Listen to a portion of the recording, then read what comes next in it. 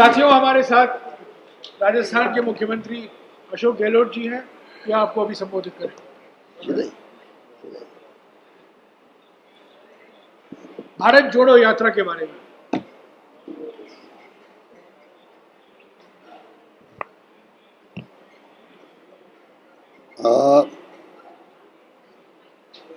ये ऐतिहासिक यात्रा जो प्रारंभ हो रही है, इसका महत्व पूरा मुल्क समझ रहा है।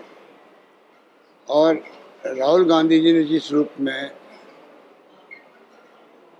ये निर्णय किया, भारत जोड़ो, उदयपुर डिक्लेरेशन के आधार पर सोनिया जी के सानिध्य में निर्णय हुआ। और आप देख रहे हैं कि भारत जोड़ो, जोड़ो जोड़ो भारत जोड़ो।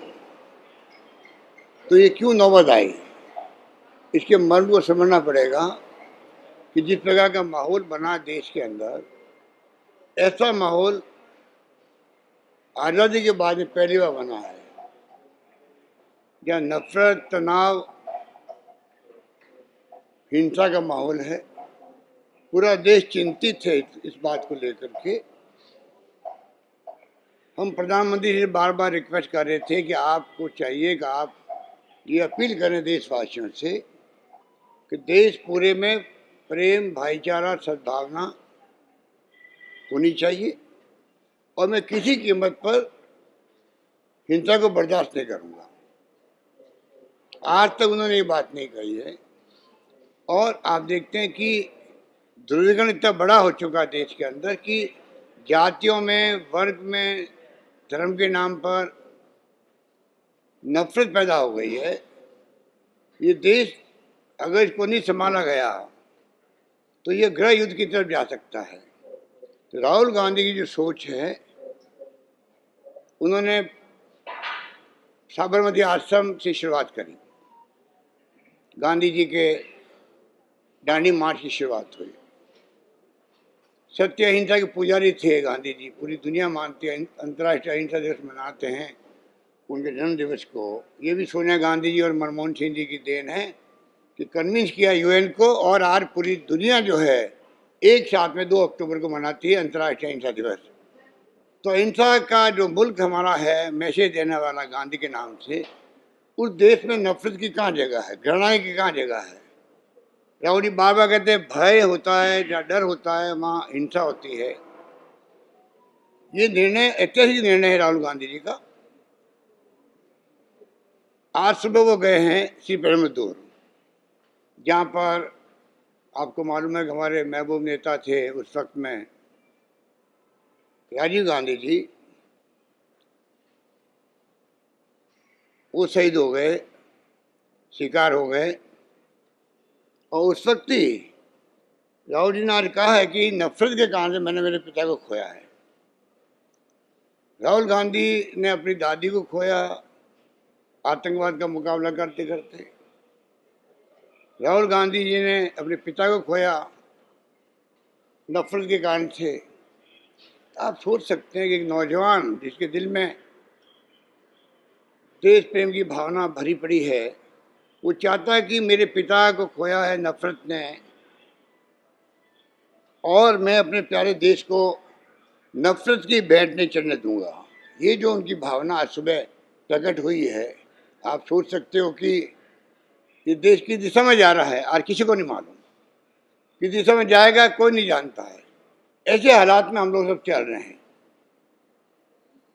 और हम बार बार कहते हैं कि प्रधानमंत्री मोदी जी को चाहिए, अभी समय है, अभी समय है, राहुल गांधी जी की यात्रा है, इनके संदेश को समझने का प्रयास करें।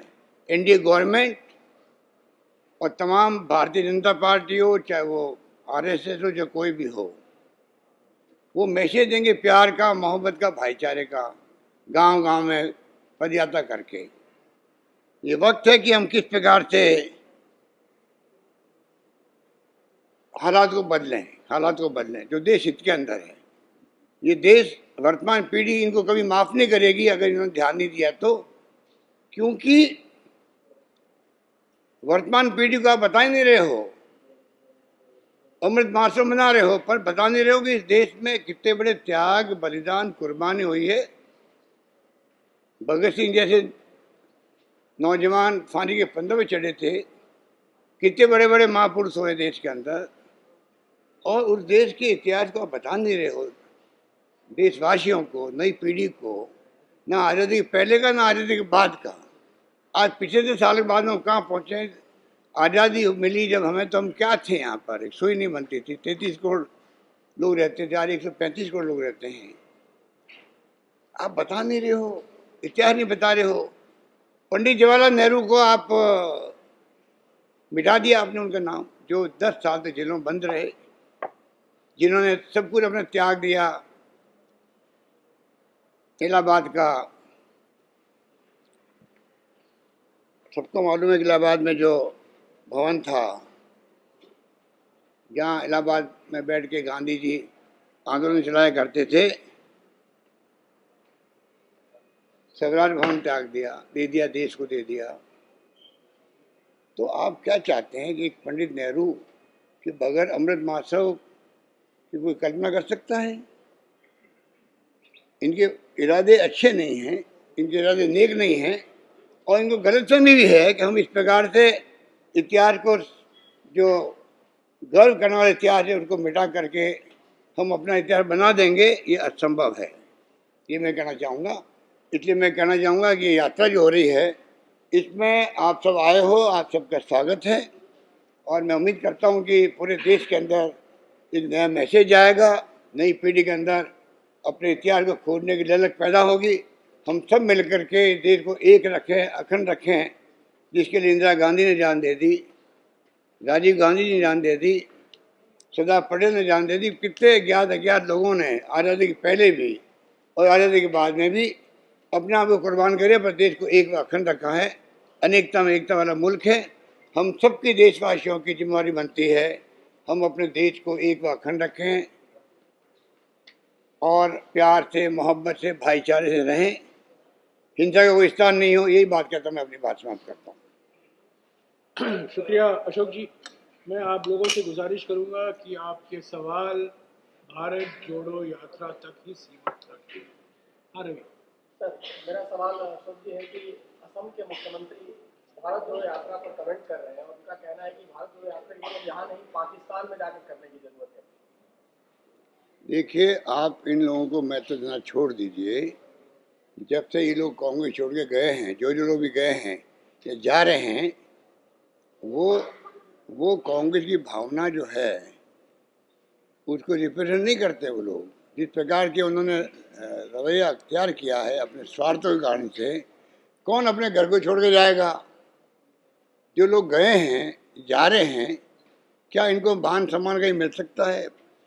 प्रधानमंत्री बनना एक बात है, मुख्यमंत्री बनना एक बात है, आप कोई पद ले लीजिए, परंतु आपकी आत्मा क्या कहती है, आपका देश क्या पुकार रहा है, देश की भावना क्या कहती है, वो अलग बात होती है।